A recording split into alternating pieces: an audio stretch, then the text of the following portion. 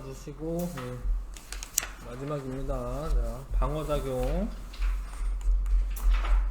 요즘에 많이 코로나 이후로 독감도 심해지고, 그쵸? 백신 같긴 하네, 모습이. 자, 일단은 질병의 어떤 종류들인데요. 질병을 비감염성 질병과 감염성 질병으로 나눌 수가 있고, 비감염성 질병은 병원체 없이, 그러니까 질병 유발하는 그런 애들이 병원체인데 그런 거 없이 걸리는 질병이고요. 다른 사람에게 전염되지는 않습니다.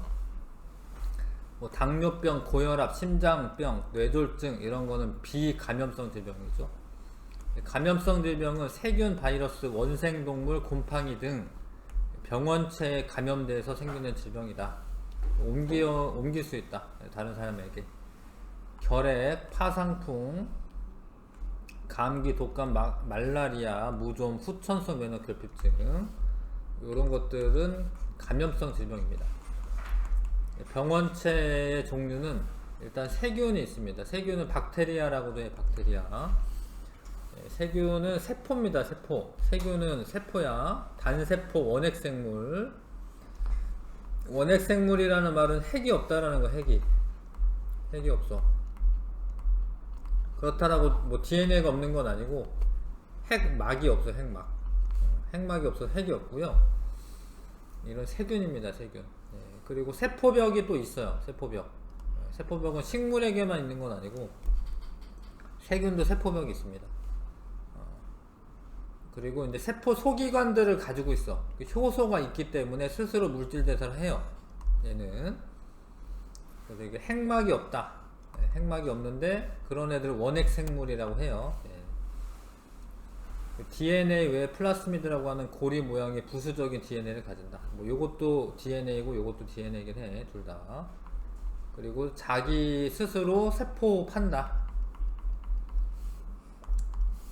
원핵생물은 핵막이 없습니다. 핵막. 근데 진핵생물은 핵막이 있어요. 근데 이 세균 빼고는 대부분 핵막이 있습니다. 대부분. 그래서 여러가지 동물, 식물, 원생생물, 곰팡이 이런 건 균류죠. 균류.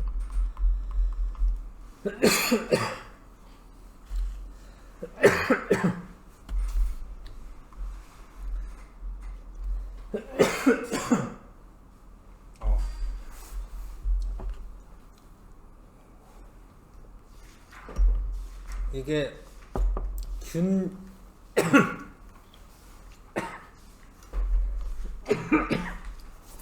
균류라고 해서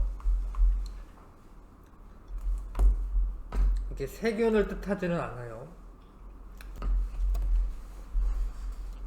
이게 생물 분류할 때 식물, 동물, 원핵생물, 원생생물, 균류 이렇게 분류하는데 이름이 균류니까 세균이 여기에 속하는 줄 아는데 균류는 곰팡이나 아니면 이제 버섯이나 효모 요런 게 균류고 세균은 균류가 아니야. 세균은 원핵생물이야. 그것 좀 알고 있으시고 일단 몸이 균사로 이루어져 있기 때문에 균류라고 부르는 건데 효모는 균사가 없긴 해도 대부분의 세균은 세포벽을 가지고 있다. 근데 우리 항생제는 이 세포벽을 파괴하는 성분이 있는 겁니다. 그래서 세균을 죽일 수가 있는 거고 항생제는 이렇게 움직일 수 있는 선모나 편모 이런 게 있어서 운동성이 있는 것도 있습니다. 세균은 거의 모든 곳에 있다. 거의 모든 곳에 있어요. 막 예. 우리 몸 안에도 있고, 뭐 입속에도 있고. 그래서 20분에 한 번씩 분열하여 그 수가 기하급수적으로 증가한다. 얘네는 단세포 생물이기 때문에 막 세포 분열을 하는 거잖아요. 예. 20분에 한 번씩 분열한대. 와. 그리고 이제 공 모양인 게 구균이라고 하고, 구균. 간균은 막대기 모양. 나선균 뭐 이런 게 있다. 식중독균이나 폐렴균은 구균에 속하고 동글동글한 균이고요. 간균에는 결핵균, 이질균 등이 있다. 나선 모양에는 헬리코박터 파이로니, 매독균 등이 있다. 어찌됐건 요런 애들은 세균이고요. 세균에 의한 질병은 근데 세균이 전부 다 나쁜 게 아니에요. 네. 웬만하면 좋은 거야. 왜냐면 봐봐, 만여 종에 이르는 세균 중 대부분 인체에 해를 주지 않고 일부만 질병을 일으킵니다. 예. 그래서 이제 이건 세균에 의한 질병이다 이런 걸 아셔야 되는데, 결핵이나 파상풍, 위궤양, 세균성 식중독, 세균성 폐렴, 세균성 이질은 또 뭘까? 이질이 뭐지? 콜레라, 장티푸스, 탄저병 이런 것들은 세균에 의한 질병이야. 세균에 의한 질병. 세균은 항생제로 치료가 가능하다. 항생제가 뭐 하는 애냐면 아무튼 뭐 세포벽을 파괴하거나 이럴 수가 있습니다. 페니실린은 이제 처음 이제 플레밍이 이제 푸른 곰팡이에서부터 발견을 한 거죠. 근데 플레밍이 발견을 했는데 실제로 이제 약으로 만드는 거는 다른 사람들이 하긴 해요. 그래서 1940년대 초반 다친 병사들 세균성 감염 치료하기 위해 사용되었다. 현재는 페니실린을 비롯한 50종 이상의 항생제가 사용되고 있습니다. 세포벽 합성 억제, 단백질 합성 억제, 핵산 합성 억제 이런 기능들로 세균을 죽인다. 근데 이제 뭐 슈퍼박테리아라고 하는 것도 있습니다. 항생제에 대한 내성이 많이 생긴 그런 애들은 항생제로 잘 안 죽어요. 항생제를 계속 남용하게 되면 그런 슈퍼박테리아가 출현이 더 빨라지는 겁니다. 그래서 항생제 처방은 이제 의사 처방을 꼭 받아서 먹어야 되고, 남는 의약품도 막 그냥 버리면 안 돼요. 왜냐면 그런데 막 그냥 버려버리면은 그 항생제 내성 가지고 있는 애들이 더 많이 생겨나요. 네. 그럴 수 있다라는 거. 남은 의약품은 그냥 약국에 따로 가져가거나 이렇게 해야 됩니다. 아무튼 세균. 바이러스는 세균보다 훨씬 크기가 작습니다. 그래서 광학현미경으로도 볼 수가 없고, 일단 얘는 세포 구조를 가지고 있는 게 아니야. 그러니까 얘는 사실 생물이라고 보기는 어려워요. 그러니까 생물의 특성과 뭐 비생물의 특성을 둘 다 가지고 있긴 하지. 그래도 이제 생물의 특성 가지고 있는 것 중에 이제 유전 물질이 있습니다. 유전 물질. 예. 근데 세포 소기관이 없어. 그래서 효소 같은 게 없어가지고요. 물질 대사를 못해. 그래서 숙주 세포 밖에서는 핵산과 단백질 결정체로 존재하는데, 요게 이제 살아있는 다른 세포로 들어가서는 기생을 하면서 살 수가 있고, 그 다음에 정상 세포를 파괴하면서 나오게 되죠. 그래서 뭐 아데노 바이러스 뭐 이렇게 생겼고, 뭐 인플루엔자 바이러스 이렇게 생겼고요. 박테리오 파지라고 하는 애 이렇게 생겼습니다. 그 요 세균 이 세포에 요게 딱 앉아가지고 자기 그 단백질을 집어넣습니다. 이렇게 안으로.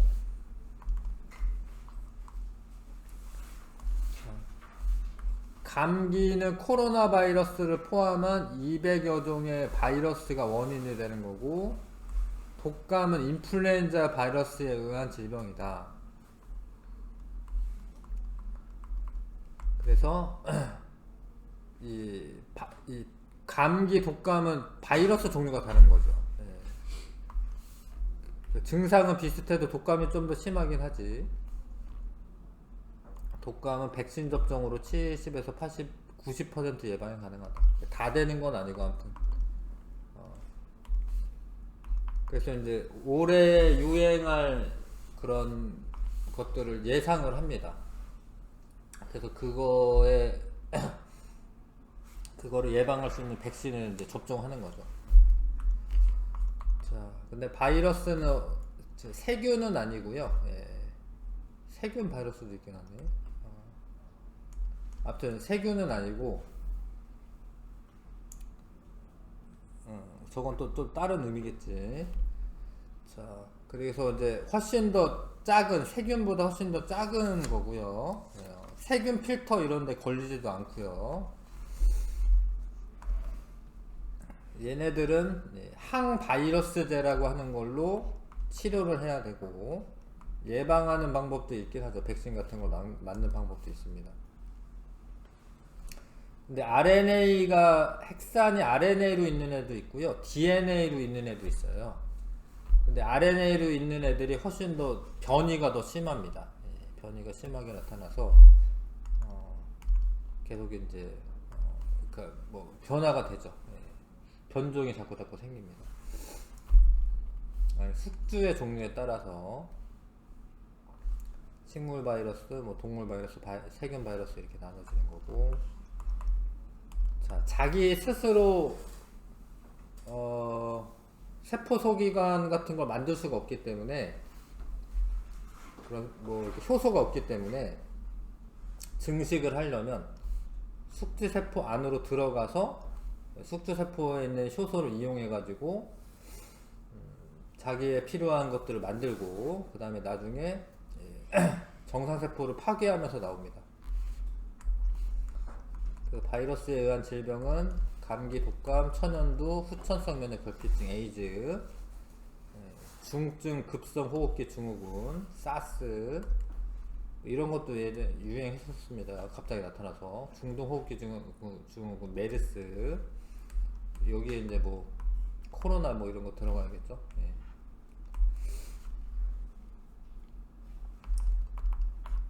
자, 바이러스에 의한 치료는 항바이러스제로 가능하다. 그 다음에 뭐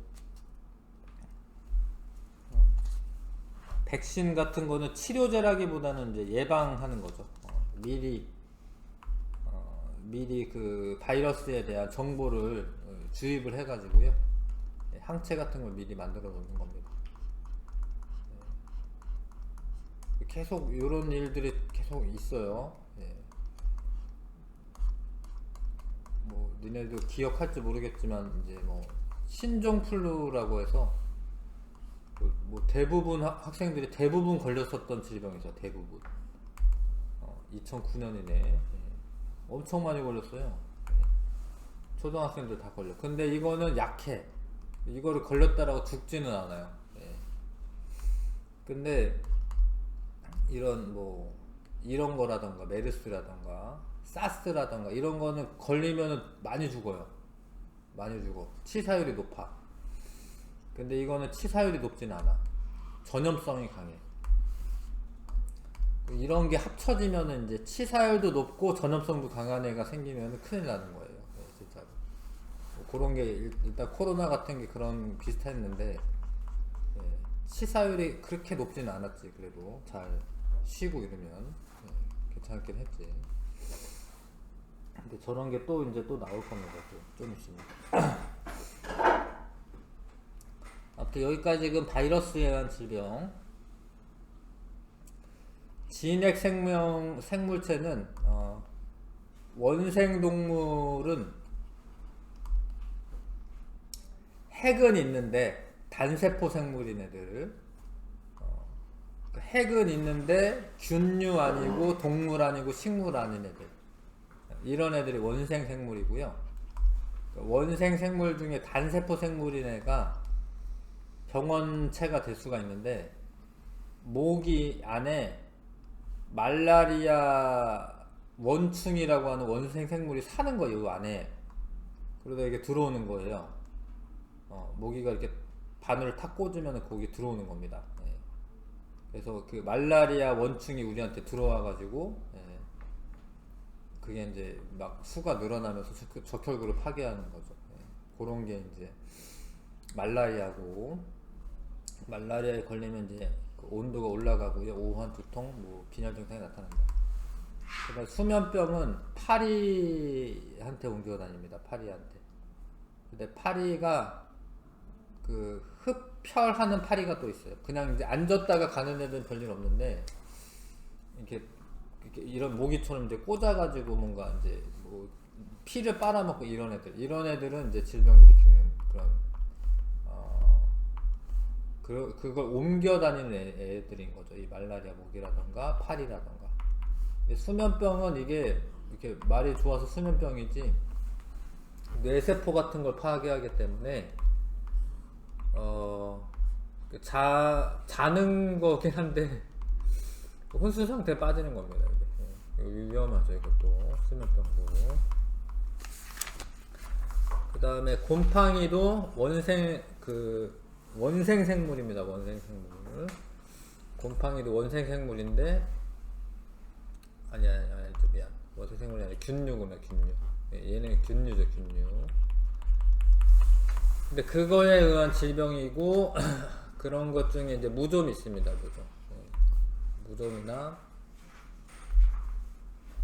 무좀이 대표적이네요. 무좀이 있고 칸디다증 뭐 이런 것도 있긴 하네요. 그 다음에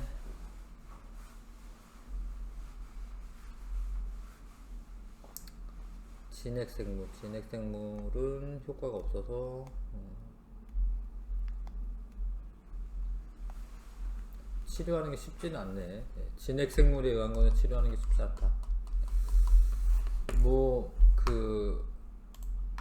뭐지?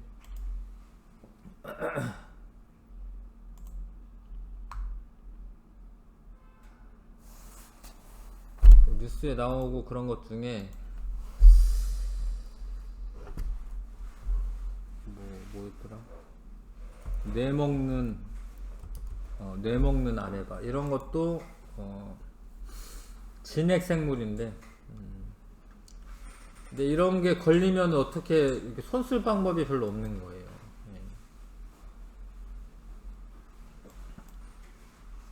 또 수영장에서 수영하고 뭐 이러다가 이런 게 뇌로 들어가잖아요. 그러면 뇌세포가 파괴되면서 거의 100% 죽더라고요. 이런 거는 치사율 97% 뇌먹는 아메바 이런 것도 있습니다. 그런 것도 원생 생물에 의한 질병입니다. 여기까지는 그래도 뭔가 뭐 생명체 같은 애들인데 변형 프라이오는 뭐냐면 단백질이야. 단백질은 사실 생명체는 아니거든요. 근데 변형 프라이오는 이거는 이제 그 광우병 같은 거의 원인이 되거든요. 광우병.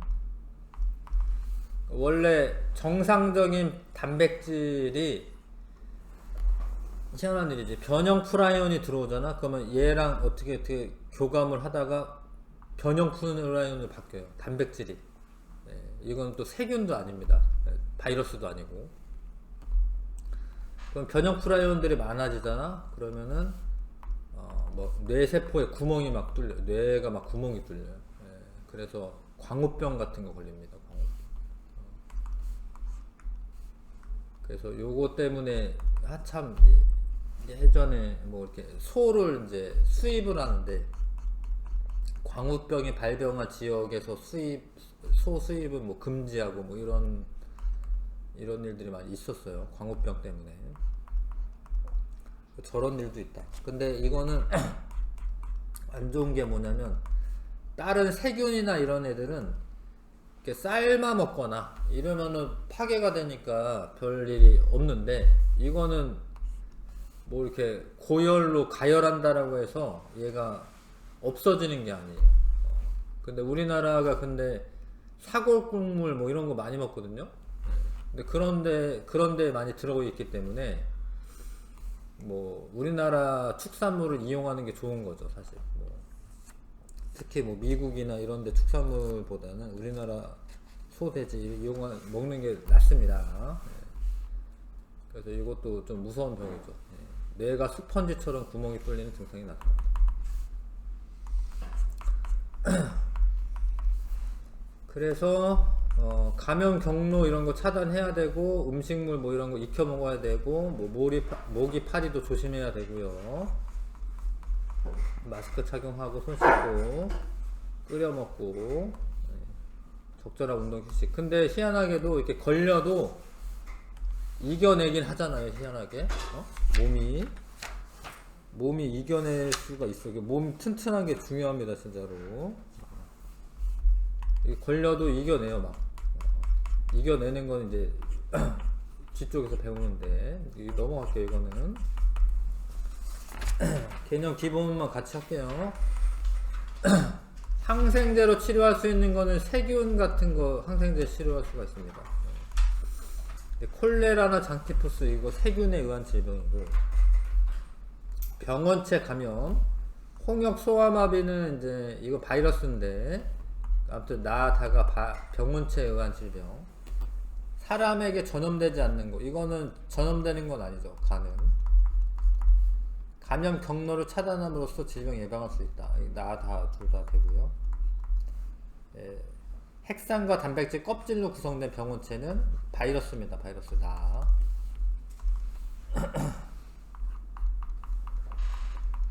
그 다음에 요 그림 보고 아셔야 돼. 요거는 이제 사실 얘를 더 크게 그려야 돼. 원래는 이거보다 훨씬 큰 거니까. 이거 세포니까. 이거 세균이고, 요건 바이러스고, 이거 핵이 있잖아. 핵이 있으니까 진핵세포. 근데 유전물질을 갖는 거는 전부 다입니다. A, B, C 다. 바이러스도 유전물질 있어요. 살아있는 숙주세포 내에서만 증식한다. A. 펩티도 글리칸 성분이 세포벽에 있다. 이거는 이제 세균입니다. 세균 B. 핵막과 막으로 쌓인 세포 소기관 있다. 핵이 있다. 이 소리거든. 핵이 있다. 핵이 있고, 나머지 세포 소기관들도 있다. 진핵생물 C. 그 다음에 5번에 리보솜이 있어 단백질을 합성할 수 있으며 스스로 물질돼서 할 수 있다. 근데 이거는 바이러스 빼고 둘 다 B, C 둘 다 단백질 합성할 수 있습니다. 세균도 합성할 수 있어요. 스스로 물질돼서 할 수 있습니다. 감염성 질병인가? 아니요. 고혈압. 얘 중에 세포 구조로 같냐? 혈액이 얘. 독감은 바이러스니까 세포가 아니니까 독감.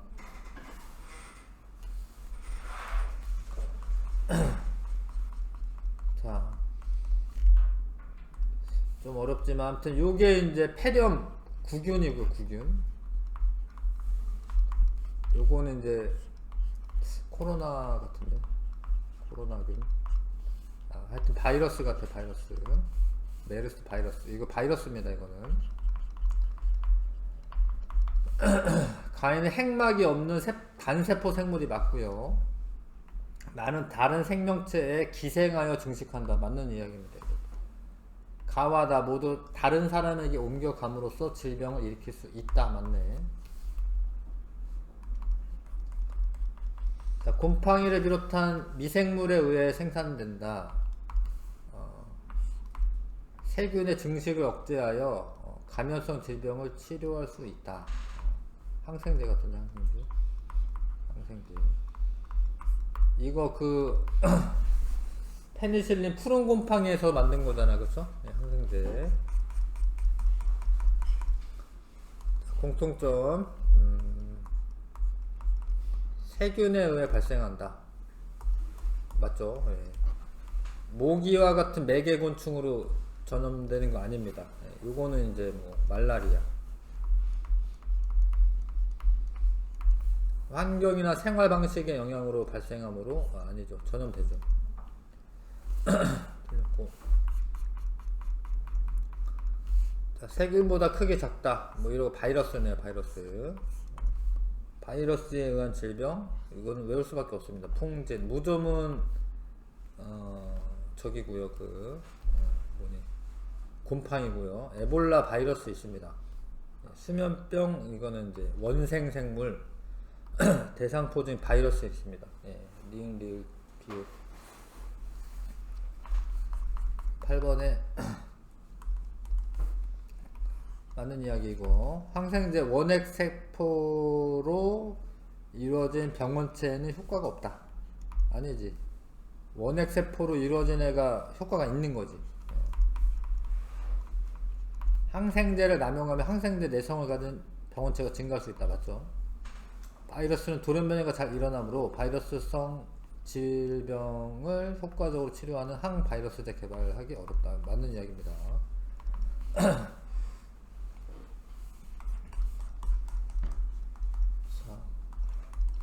자, 간은 세균 이거 세균이죠.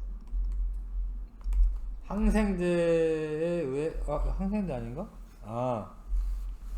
피부 사상균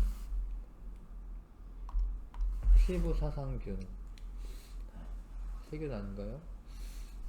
말라리아 원충은 일단 원생 생물이고 이건 바이러스가 맞고 이거 변형 프라이온이고 세균 맞는 것 같은데. 항생제에 의해 쉽게 제거된다. 맞는 것 같은데. 답을 내가 틀리게 해놨나? 잠깐만요.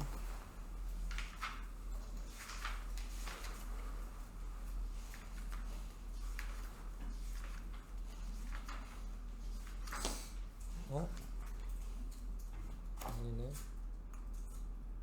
곰팡이군요. 미안해요. 이게 곰팡이래. 피부 사상균은 곰팡이랍니다. 곰팡이. 이건 아니네. 가와 나는 진핵생물에 속하는 병원체이다. 가는 진핵생물, 나도 진핵생물. 둘 다 진핵생물 맞습니다. 다라는 유전물질로 RNA를 갖는다. 근데 뭐 DNA 갖는 것도 일단은 변형 프라이온은 RNA 갖는 게 아니에요. 얘가. 근데 이 인플루엔자 바이러스가 RNA 바이러스인지 DNA 바이러스인지는 봐야겠네요.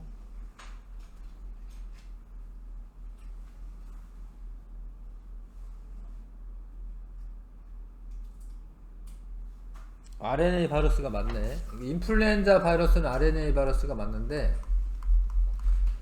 변형 프라이온은 핵산이 없는 겁니다. 그냥 단백질만 있는 거, 단백질만. 그래서 이거 틀렸고 병원체 크기는 얘가 제일 작아. 얘는 그냥 단백질 하나야. 니을 10번. 자, 모기와 같은 매개 곤충에 의해 병원체에 감염된다. 말라리아죠, 말라리아.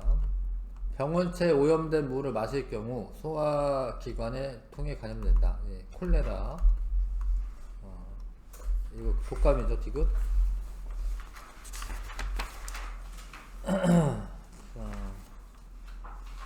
212쪽. 우리 몸의 방어작용.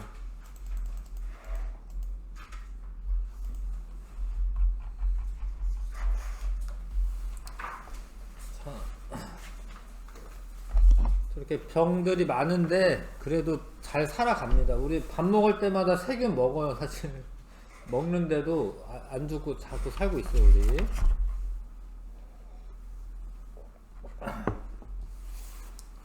그래서 이제 방어작용이 효과적으로 일어나고 있고 비특이적 방어작용은 그냥 다 뭐 이렇게 막아줘요. 기본적으로는 막아줍니다. 비특이적 방어작용은 피부가 있고요. 우리 몸에 피부가 있고 뭐 그 소화관이나 이런 데 보면 점막이라는 게 있고 또 그래서 요런 거를 세균이 침투하지 못하게, 다른 이제 병원체가 침투하지 못하게 막아줍니다. 기본적으로. 그 다음에 만약에 들어와요, 뭐 어떤 병원체가, 그거를 잡아먹어. 식균 작용. 예. 그 백혈구 같은 게 잡아먹습니다.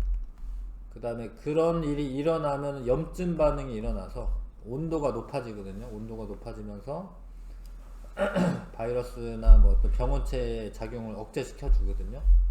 그런 건 비특이적 방어작용이고, 특이적 방어작용은 이 애를 파악을 해요. 파악을 해. 얘는 뭐다. 그래서 얘는 어떻게 해가지고 얘를 이제 무력화시킨다. 그런 게 이제 특이적 방어작용인데, 그거를 이제 그게 일어나는 시스템이 있어요. 우리 몸 안에. 일단 세포성 면역과 체액성 면역으로 나누는데, 체액성 면역은 항체를 형성하는 거고, 세포성 면역은 이제 감염된 세포를 제거하는 그런 역할입니다.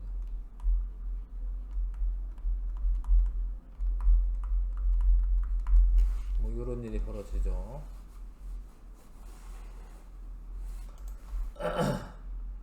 자, 비특이적 방어작용은 빠르고 즉시적이고, 대식세포, 이건 백혈구야. 백혈구, 대식세포 하면서 세균 잡아먹는 세포. 예. 기억성이 없다. 그러니까 이게 뭐다 이런 거 기억하지 않는 건데, 특이적 방어작용은 느린데, 예, 뭐 림프구 뭐 이런 게 작용하게 되고, 림프구도 백혈구의 일종인데, 백혈구의 일종. 이거 둘 다 백혈구의 일종입니다. 둘 다. 그 다음에 기억성이 있다. 예. 자, 이제 살펴보면 됩니다. 뭔 소리 하는 건지는. 일단 비특이적 방어작용은 외부에서 피부나 점막이나 뭐 눈이나 코 속 뭐 내부 소화기관 내벽 뭐 요런 데에서 방어를 하는 게 비특이적 방어작용이에요. 기본적으로 막는 겁니다. 비특이적 방어작용은. 피부도 비특이적 방어작용하고, 그 다음에 눈물에 라이소자임이라고 하는 세균을 분해하는 물질 효소가 있어요. 침에도 있고. 그래서 세균을 어느 정도는 막아요. 그 다음에 콧물 이런 거 괜히 있는 거 아닙니다. 그런 것도 이 내부로 세포막 통과해서 내부로 들어오는 거 막아줍니다. 위벽이나 이런 데에서 강한 산성 물질 뭐 이런 거 나오는 것도 있고요. 장 속에 살고 있는 생명체 뭐 이런 거 억제하는 것도 있다. 그 다음에 내부로 들어오면 일단 잡아먹는 애들이 있어. 잡아먹는 애들. 그런 거 식균 작용이라고 합니다. 대식 세포가 세균을 잡아먹어요. 자, 그래서 염증 반응이 일어나는데, 뭐가 찔렸어. 병원체가 막 들어오잖아. 그러면은 이 진짜로 뚱뚱한 세포가 있어요. 뚱뚱한 세포, 비만 세포. 얘가 히스타민이라고 하는 거를 막 분비를 해. 얘가 히스타민이 뭐 하냐면 부어오르게 해요. 부어오르면 얘가 세포들 사이에 이렇게 틈이 좀 생기면서 요 애가 백혈구지. 얘가 이렇게 슬슬 나올 수 있어요. 조직을 조금 이렇게 막 좀 듬성듬성하게 하는 겁니다. 히스타민이. 그러니까 부어오르는 거는 히스타민 때문에 부어오르는 거예요. 그러면은 지나다니던 백혈구가 일로 모입니다. 막 이렇게. 그리고 백혈구가 모이게 해. 히스타민이라고 하는 애가. 그래서 히스타민이 나오고 부어오르고 나중에 이 식균작용들을 일으켜가지고 막 고름이나 뭐 이런 것도 생깁니다. 그래서 그런 게 낫는 과정이에요. 고름 생기고 약간 붓고 이런 게 결국에는 염증 반응이 일어나서 병원체를 제거하는 그런 과정이야. 고름 뭐 이런 거는 염증 반응 결과 생겨난 물질들이지. 자, 그렇게 일어나는 거는 비특이적 방어작용. 이거는 여기까지는 히스타민 뭐 한다 뭐 이런 거 나와 있습니다. 근데 이제 림프구라고 하는 거는 원래 백혈구의 일종입니다. 그래서 뭐 림프구가 B림프구와 T림프구라고 하는, 이게 백혈구야. 이게 백혈구 이름이 림프구라고 써져 있으니까 뭔가 싶은데, 아무튼 이런 게 백혈구의 일종이고요. B림프구는 원래 만들어질 때는 이제 원래 그 혈액이 만들어지는 것은 골수에서 만들어져요. 뼈에서, 뼈 안에서 만들어져. 뼈 안에서 혈액이. 그래서 나와서 얘가 골수에서 성숙을 하면, 골수에서 나와서 골수에서 성숙을 하면 비림프구라고 부르고, T림프구는 골수에서 생성 후 가슴샘이라고 하는 데로 가서 성숙을 하면 T림프구라고 해요. 가슴샘에서 성숙을 하면.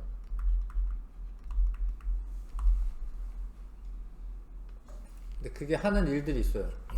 자, 지금 이제부터 하는 거는 뭐냐면 특이적 방어작용 하는 겁니다. 특이적 방어작용 하는 거예요. 항원은 병원체지, 병원체. 침입하네. 항체는 병원체에 대항하기 위해서 만든 물질이에요. 근데 이 항원에 딱 들어맞는 항체를 만드는 겁니다. 특이적으로 이 항원을 죽이는 애를 만들어 놓습니다. 근데 보통 Y자 모양으로 이렇게 되긴 하고, 항원과 결합하는 부위가 따로 있어요. 왜 이렇게 이렇게 막 이렇게 뭉쳐 놓는 건데, 항원을 요렇게 생긴 동그란 요 애가 얘를 이렇게 결합을 이렇게 띡띡 시키는 거예요. 이렇게 막 이렇게 결합을 하다 보면 얘가 막 자유롭게 움직이지 못하겠지? 요렇게 한 다음에 나중에 또 다른 대식세포가 와가지고 이걸 막 처리를 해요. 그래서 요런 애가 항체야, 항체. 근데 얘는 못하지. 얘는 안 맞잖아, 얘가. 그쵸? 그러니까 이게 특이성이 있는 거예요.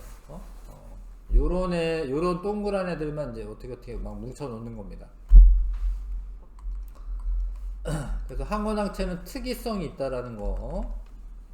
무력화 시킨다. 이렇게 뭉치게 해가지고요. 이게 무력화 시킵니다. 근데 이 항체를 어떻게 만드느냐. 처음에 아까 전에 대식세포가 비특이적 방어작용으로 그냥 막 다 잡아먹는다 뭐 이런 얘기 했는데, 근데 다 모조리 몽창 다 잡아먹는 건 아니야. 일부 잡아먹고 난 다음에 이거를 분해를 해가지고 항원의 조각을, 이게 되게 희한해요, 제시를 합니다. 이 바깥에다가. 그러니까 얘는 요런 애다 이렇게 제시를 해. 이 애가, 대식세포가. 희한하죠? 그러면은 보조 T 림프구가 와가지고 이 애는 어떤 애다라고 하는 걸 파악을 해요. 보조 T 림프구가 요번에 들어온 얘는 요런 애야, 세모 모양의 애야. 보조 T 림프구가 파악을 해. 엄청 체계적이야. 신기해. 그럼 뭐 하는지 알아? 그 항원 제시한 걸 파악했어, 보조 T 림프구가. 그러면은 가가지고요, 그러니까 얘가 활성화됐다라고 표현했는데, 아무튼 이거 항원을 제시한 거를 받아들여 가지고 요런 애다, 요거를, 요 그림이 조금 다른 그림 없나? 하여튼 두 가지를 합니다. 얘가 봐봐요. 얘가 T림프구를, 얘는 보조 T림프구다. 그럼 얘를 T림프구를 세포 독성 T림프구라고 하는 걸로 활성화를 시켜줘요. 그러니까 얘가 와서 보조 T림프구가 T림프구를 세포 독성 T림프구로 활성화를 시켜줍니다. 그러니까 이 형태를 바꿔줍니다.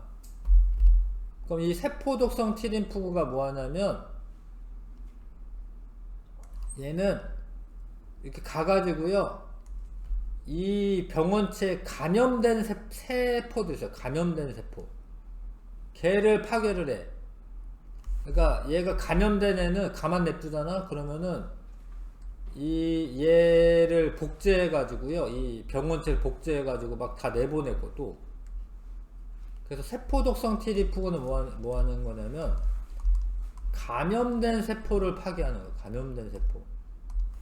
세포 독성 T림프구는 원래 내 거였는데 사실은 감염된 세포, 요런 돌연변이 세포, 요거를 파괴하는 애가 세포 독성 T림프구예요.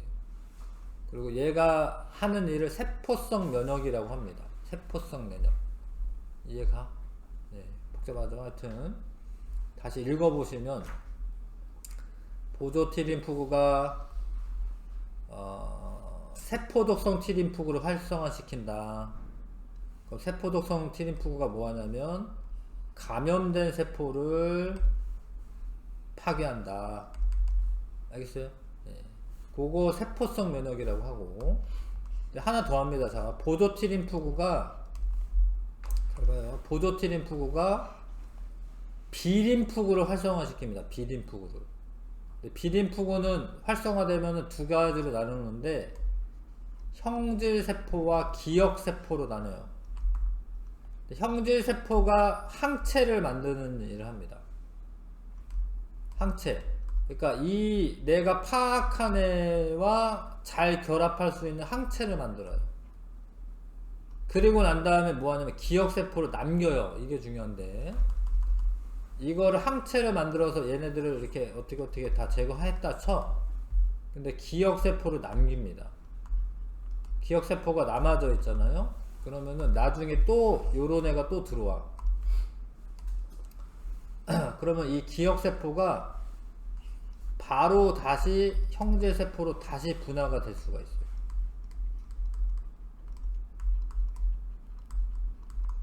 그러면 이 형제세포가 항체를 즉각적으로 만들 수가 있어요. 그러니까 1차 면역 반응은 대식세포가 잡아먹고 항원 제시하고 보조 T림프가 파악하고 가가지고 B림프를 활성화 해가지고 형제세포 만든 다음에 항체를 만들어야 돼. 1차 면역은. 근데 2차 면역은 기억세포가 남아있기 때문에 바로 형제세포로 전환한 다음에 바로 항체가 나옵니다. 그래서 질병에 안 걸리는 거예요. 2차 면역 반응이 일어날 때는 즉각적으로 반응이 일어나기 때문에. 그래서 안 아프고 넘어가는 거예요. 병원체가 침입을 했어도. 봐봐. 그러니까 1차 병원체가 침입해서 한 5일 정도 걸렸어. 5일. 한 5일 정도 걸리고 난 다음에 항체가 만들어진 거야. 이렇게. 이해가요? 네. 그런데 A에 대한 침입이 일어났을 때는 즉각적으로 항체가 확 만들어져. 이렇게. 왜냐하면 기억세포가 남아있기 때문에. 기억세포가 형제세포로 바뀌면서 증가됩니다. 근데 얘는 다른 애가 들어온 거야. B는. 왜냐하면 이거는 특이성이 있기 때문에 A에 대한 준비는 되어 있는데 B에 대한 거는 다시 파악하고 막 이래야 되는 거예요. 이해 가시죠? 그쵸? 그래서 요런 거는 2차 면역이라고 하고 요거는 1차 면역이라고 합니다. 처음 침입하면 1차 면역이고 두 번째부터는 2차 면역이라고 해요. 그러면은 안 아프고 넘어가요. 니네 걸렸는데도 안 아프고 넘어갈 수 있어요. 근데 이런 거는 좀 아파야지. 한 5일 아파야지. 이거를 우리 몸이 해준다라는 게 엄청 희한한 일이죠. 그래서 백신 안 맞아도 견뎌내고 막 이러는 거야. 튼튼한 사람은 견뎌내요, 진짜로. 약간 좀 나이도 많이 드시고 뭐 기저질환 있고 이러면은 이제 돌아가실 수 있는 거고. 튼튼하게 잘 건강하게 있는 게 중요합니다. 근데 백신은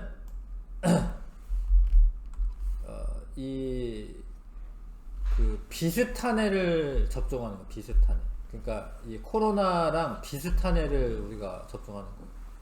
근데 코로나 전체적으로 인해를 접종하는 게 아니라 요번에 이제 우리 백신 맞고 막 이랬던 것들은 그 RNA 형태로 백신을 맞는 거예요. 그러니까 그 바이러스 자체를 맞는 게 아닙니다. 개에 대한 정보를 맞는 거예요, 정보. 그래서 약간 아프죠, 약간. 왜냐면 이제 그게 이제 그 백신이랑 유사한 것들이 들어온 거기 때문에. 자, 혈청은 실제로 이거는 항체를 맞는 거예요, 항체. 이거는 그냥 백신이 아니라 이거는 치료제야, 치료제. 혈청은 항체를 만든 다음에 주사를 하는 거예요. 혈청은 치료제를 의미하고요. 백신은 그 병원체랑 유사한 애를 만든 거예요. 그 다음에 알레르기는 이런 면역 반응이 너무 과도하게 생기는 거예요. 꽃가루 같은 게 들어왔는데 꽃가루가 우리 몸에 크게 뭔 일을 안 벌리는데 우리 몸에서는 큰일 났다. 막 히스타민이 막 엄청 많이 분비되고 목이 막 붓고 심하게 일어나는 겁니다. 그러니까 너무 과민 반응이 일어나는 게 알레르기입니다. 알레르기. 그래서 붓고 이런 거는 히스타민 때문에 일어나는 일이거든요. 그래서 항히스타민제라는 거를 맞으면 되고, 자가 면역질환은 원래 내 세포인데, 자기 세포인데 항원으로 인식을 하는 거예요. 항원으로. 자기 물질을 항원으로 인식을 해서 내 세포를 내가 파괴하는 거야. 막. 그런 것 중에 이제 류마티스 관절염 뭐 이런 거 있습니다. 그래서 외래 항원에 대해 만들어진 항체가 그 항원의 구조와 유사한 관절 부위의 막을 공격하여 참기 힘들 정도로 심한 염증을 나타나는 질환입니다. 그러니까 우리 몸에 유사한 것들을 공격을 하는 거예요.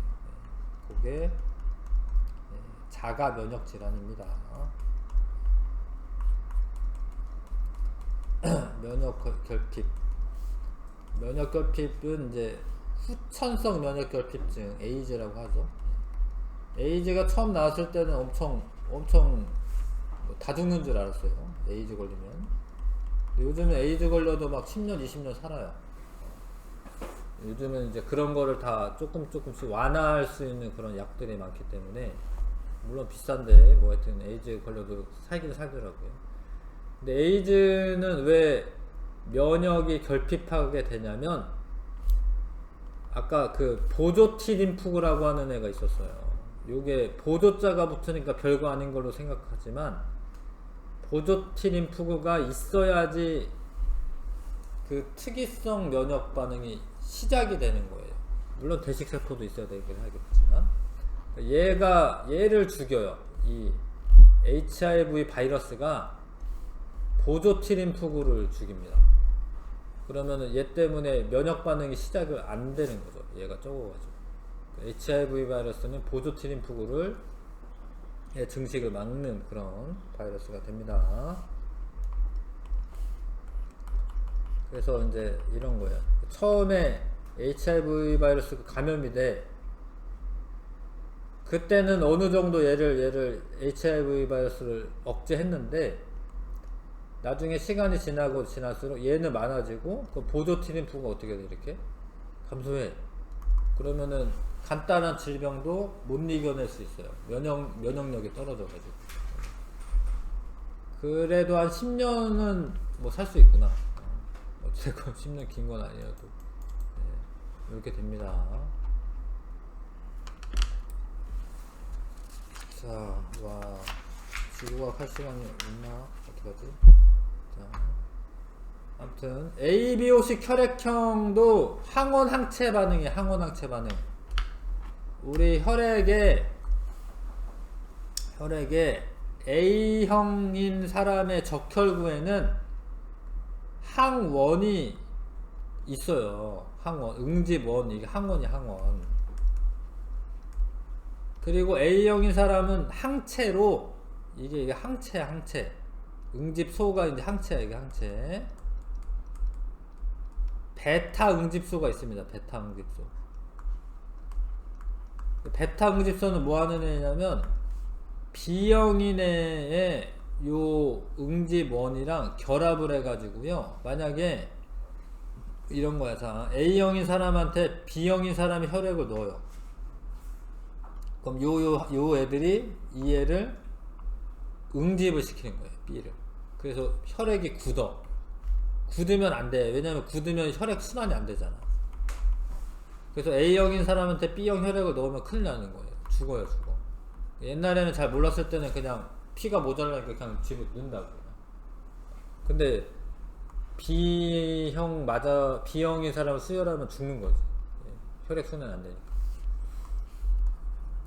그래서 A형이나 B형이랑 서로, B형인 사람은 알파 응집소가 있어요. 알파 응집소가 A형에 대한 항체야. A형에 대한 항체. 그래서 서로 수혈하면 안 돼요. 근데 AB형은 항원이 있고 항체가 없어. 그래서 이 사람 항체가 없으니까 오히려 B형을 수혈하잖아? 괜찮아요. 왜냐면 이 피를 굳히질 않으니까. A형도 수혈해도 괜찮아. 근데 O형인 사람은 응집원이 없어. 근데 응집원이 없으니까 이 사람은 수혈해도 괜찮아. 왜냐면 이거를 굳히질 않으니까. 근데 이 사람은 응집소가 알파, 베타 둘 다 가지고 있어요. 이 사람은 이 사람한테 수혈하잖아, 이렇게? 그럼 다 굳어요, 다. 그래서 O형인 사람은 수혈을 해줘도 되는데 자기가 다른 형인 거를 수혈 받으면 안 돼. 왜냐하면 응집소가 이렇게 있으니까. AB형은 받아도 돼. AB형은 받아도 되는데 이 사람 피를 다른 사람한테 주면 안 돼. AB형이 좀 유리한 거긴 하지. 그래도 사실 이런 수혈 관계는 소량만 수혈하는 거야. 소량.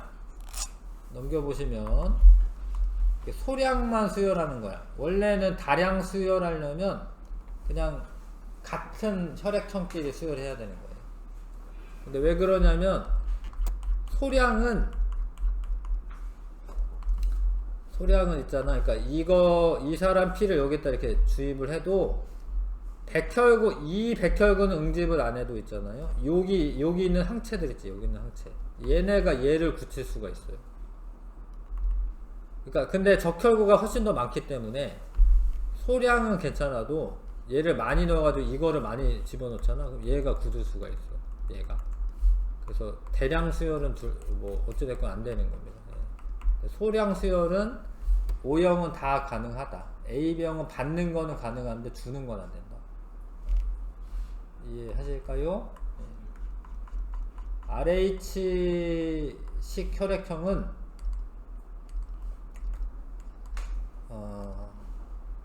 마찬가지로 이제 RH-인 사람은 있잖아요.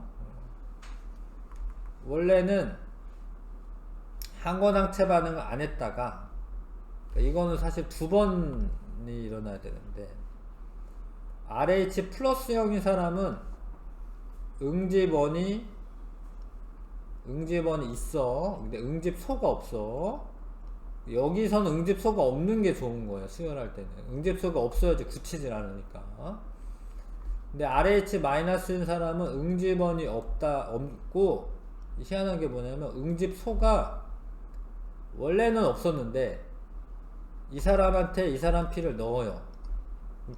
근데 처음은 괜찮은데 좀 시간 지나잖아. 그럼 이거를 파악을 해가지고 기억세포 같은 걸 만들어 놓는 거예요, 얘가. 그러면은 두 번째 들어오잖아. 그럼 응집 반응이 일어납니다. 두 번째. 그래서 RH-인 사람은 RH+인 사람한테 수혈 받으면 안 돼요. 근데 RH+는 괜찮아요. 네. 받아도.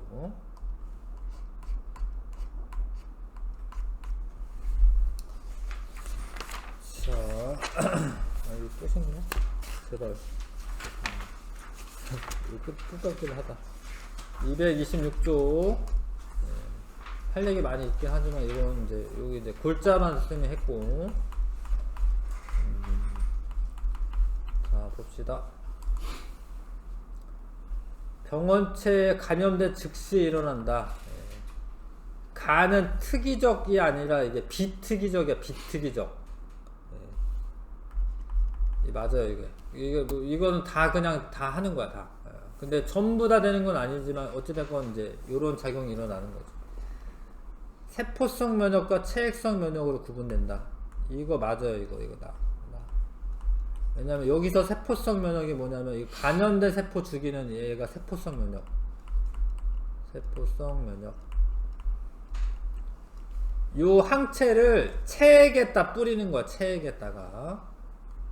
그러니까 이 그 혈장에다가 뿌리는 겁니다. 이거는 체액성 면역.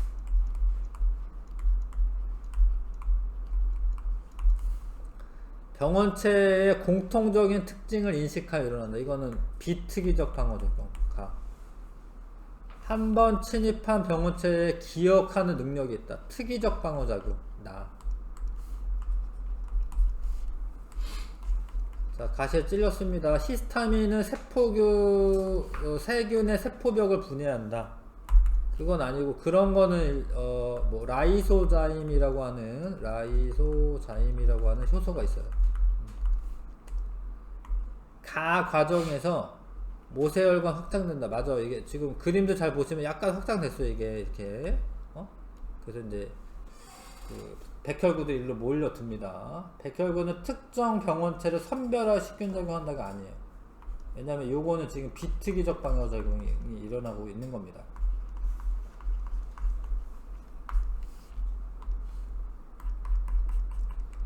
그 다음에 3번에 가 나중 비특이적 방어작용에 해당하는 것은 기억과 니은에 해당하는 세포는 기억은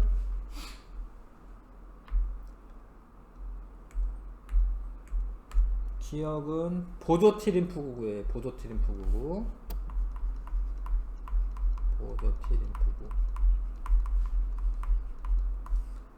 니은이 나중에 보니까 감염된 세포 파괴하죠? 니은은 세포 독성 T림프구.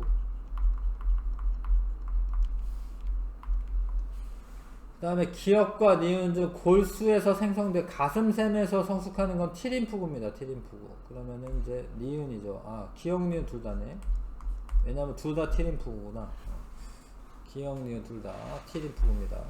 B림프구는 이제 항체 형성하는 호르몬이 세포가 되고요. 여기서 B림프구. 기억세포 남겨놓고 형질세포에서 항체를 만든다. 대식세포는 항원에 특이적으로 작용한다. 이건 아니에요. 그러니까 일단은 다 잡아먹는 거기 때문에. B림프구 분열하는 능력이 있어요. 분열 능력이 있습니다. 특정 B림프구가 분화한 형질세포에서는 한 종류의 항체만 생성한다. 맞죠? 이게 특이적 방어작용이기 때문에.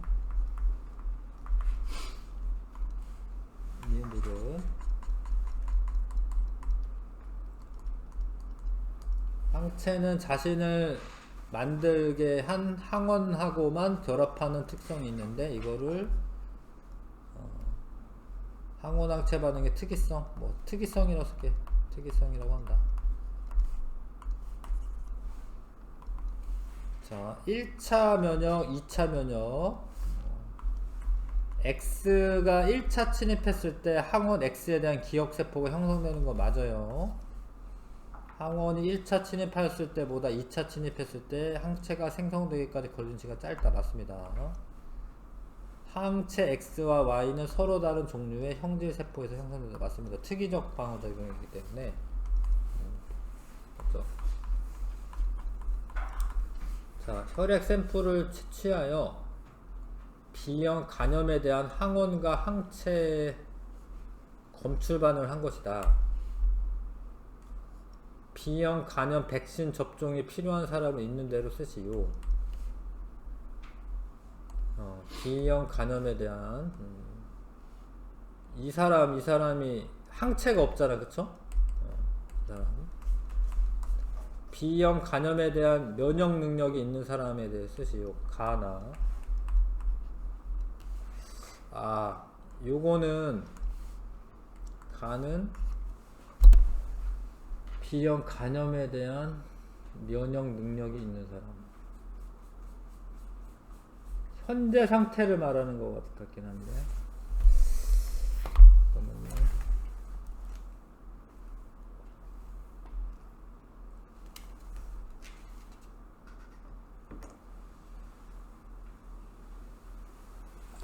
그러니까 얘가 지금 현재 요거는 감염된 사람이야. 지금 항원도 있죠, 그쵸?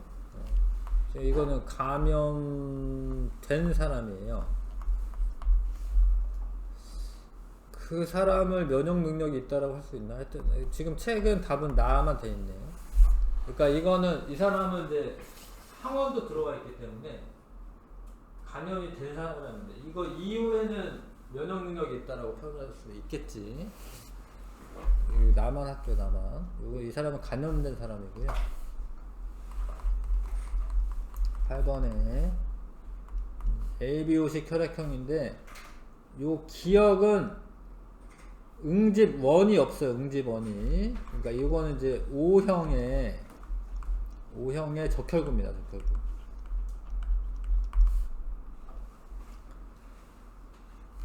그 다음에 이 빼죽한 얘가 A형 적혈구.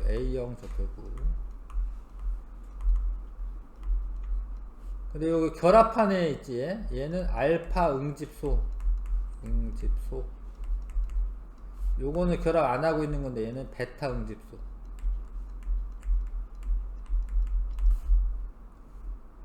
기억은 O형인 사람한테서 지금 얻은 거고요. 니은은 베타 응집소가 맞고요. 응집 1A와 응집소 베타 사이 응집 반응 일어나는 거 아닙니다. 응집 1A와 알파 응집소 사이.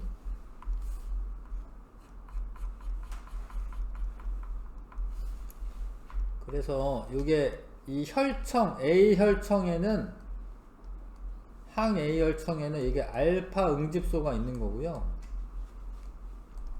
이거는 응집소 베타라고 해요. 응집소 베타가 있는 거거든요.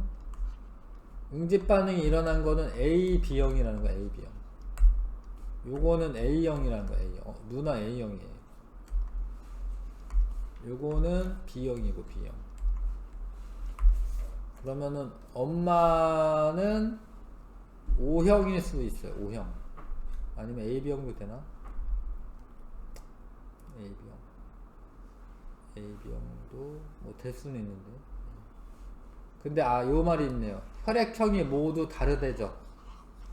그래서 아빠가 AB고 엄마가 O고 누나가 AO고 주영이가 BO. 이해하시죠? 그쵸? 그래서 쓸 때는 그냥 엄마는 O형이라고 쓰면 돼. 요거는 처음에 유전자형을 쓴 거야. 유전자형을. 아버지는 AB형, 누나는 A형, 주영이는 B형, 엄마는 O형. 주영이의 혈장에는 응집소 베타가 있다. 주영이가 지금 B형이잖아. B형이면 응집1 B와 응집소 베타.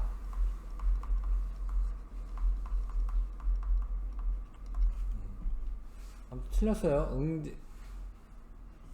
미안. 응집소 알파지, 알파. 베타 있으면 안 된다. 알파가 있는 겁니다. 베타 있으면 안 돼. 그러면 자기 피가 다 굳는 거기 때문에. 어머니는 가족 모두에게 소량 수혈할 수 있다. O형은 그렇죠. 아버지의 적혈구와 어머니의 혈장을 섞으면 응집 반응이 일어난다. 아버지의 적혈구에는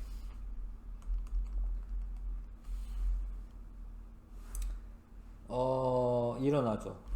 왜냐면 아버지 적혈구에는 응집1 AB형인 사람이기 때문에 A, B가 둘 다 있는 거고요. 누나의 혈장, 누나는 A형이니까 이 베타 응집소가 있는 겁니다. 응집소는 혈장에 있는 게 혈장에.